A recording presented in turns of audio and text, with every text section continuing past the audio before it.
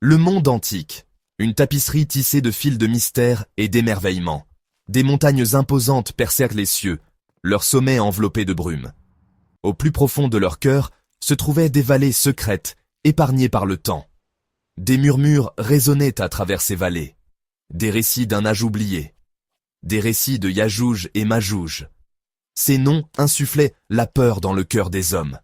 Ils étaient prononcés avec révérence et effroi. Ils étaient l'incarnation du chaos, des forces de destruction qui menaçaient de tout consumer. La terre tremblait devant leur puissance. Les civilisations s'effondraient à leur toucher. Mais même dans les temps les plus sombres, l'espoir vacille. Une lumière a émergé de l'Est. Un chef destiné à affronter les ténèbres qui s'approchaient. Son nom était Dhu al-Qarnayn. Un dirigeant juste, un guerrier habile, une lueur d'espoir dans un monde rongé par la peur. Son cœur était rempli de courage, son esprit inflexible. Dhu al-Qarnayn a répondu aux appels désespérés de son peuple. Il s'est embarqué dans un voyage périlleux jusqu'aux confins du monde connu. Sa mission, stopper l'avancée de Yajouj et Majouj, protéger l'humanité de leur colère insatiable. Le monde tremblait, Yajouj et Majouj étaient en marche. Leurs armées, vastes et impitoyables, balayaient le pays. Ils étaient un fléau sur la terre. Ils dévoraient tout sur leur passage. Les villages étaient rasés, les villes réduites en ruines. Les champs autrefois pleins de vie étaient stériles et désolés. Le peuple criait de terreur. Il fuyait devant la horde qui avançait. Leurs cris restaient sans réponse. Leurs prières, apparemment inentendues. L'air même crépitait de leur malveillance.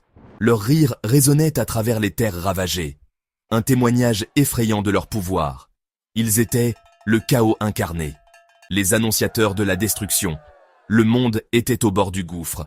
Dhu al-Qarnayn a été témoin de la dévastation. Il a vu la peur dans les yeux de son peuple. Sa détermination s'est renforcée. Il ne les laisserait pas tomber. Il résisterait à la vague de ténèbres. Il serait leur bouclier. Il a rallié son peuple. Leurs esprits, bien que brisés, ont trouvé de la force dans sa détermination inébranlable. Ils se battraient pour leur survie. Ils se battraient pour leur avenir. Ils se battraient aux côtés de Dhu al-Qarnayn. Dhu al-Qarnayn a voyagé loin. Il a traversé des déserts et des montagnes. Il a bravé des mers périlleuses et des terres inconnues. Il cherchait une solution, un moyen d'arrêter Yajouj et Majouj. Il a consulté des sages et des voyants. Il a étudié des textes anciens et des traditions oubliées. Sa recherche l'a conduit à un col, un passage étroit entre deux montagnes. C'était la porte d'entrée des terres de Yajouj et Majouj. Le peuple, inspiré par le leadership de Dhu al-Qarnayn, s'est rallié à sa cause. Ils ont travaillé sans relâche, jour et nuit. Ils ont transporté d'énormes blocs de fer et de cuivre. L'air résonnait du bruit des marteaux frappant le métal. Dhu al-Qarnayn, utilisant sa sagesse et ses connaissances, a conçu un plan. Il construirait une barrière, un mur si haut et impénétrable qu'il retiendrait le flot de destruction.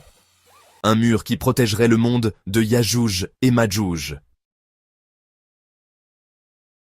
La barrière était achevée.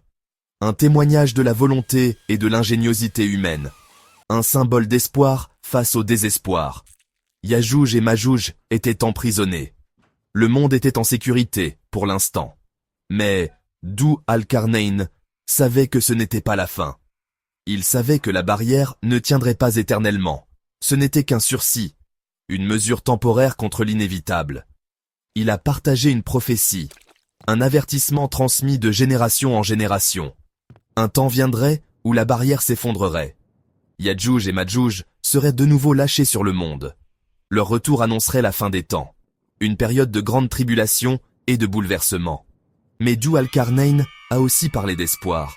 Il a exhorté son peuple à garder la foi, à mener une vie juste, à se préparer pour le jour du jugement. Il leur a rappelé que même face à l'obscurité la plus accablante, la lumière divine les guiderait. La justice prévaudrait. Les forces du chaos seraient finalement vaincues. Ces paroles ont résonné à travers les âges. Un rappel que même dans les temps les plus sombres, l'espoir perdure.